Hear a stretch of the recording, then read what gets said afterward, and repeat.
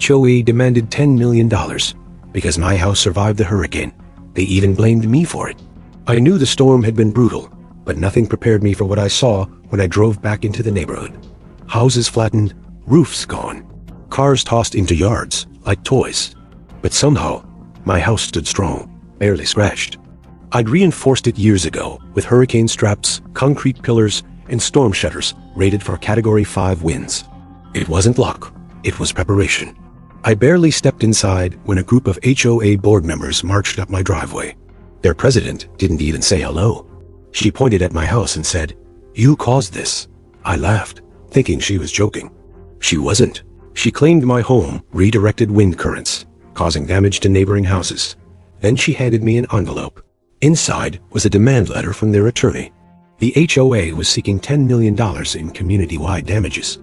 According to them, the only reason my home survived was because it was overbuilt and non-compliant. Told them my house met every building code in the state. She smirked and said, "Then we'll see you in court." That's when I went from shocked to strategic. I called my lawyer immediately.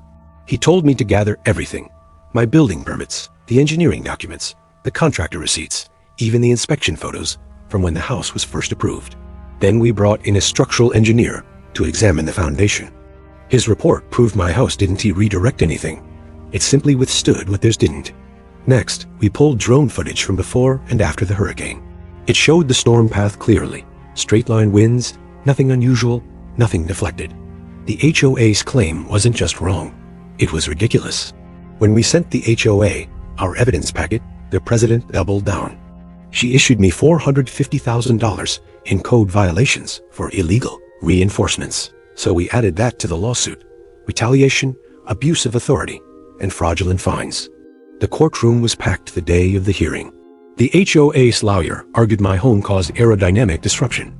My attorney calmly showed the judge the permits, the engineer's report, the hurricane modeling, and the drone footage. The judge raised one eyebrow and said, "You're blaming this homeowner for surviving?" The HOA's attorney went silent. The board members looked like they wanted to disappear. Judgment was immediate. All HOA fines voided.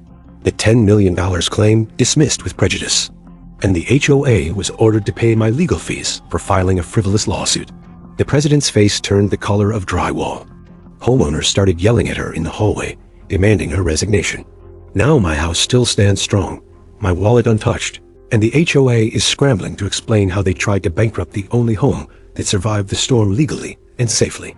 If you love HOA justice stories, like the video and subscribe.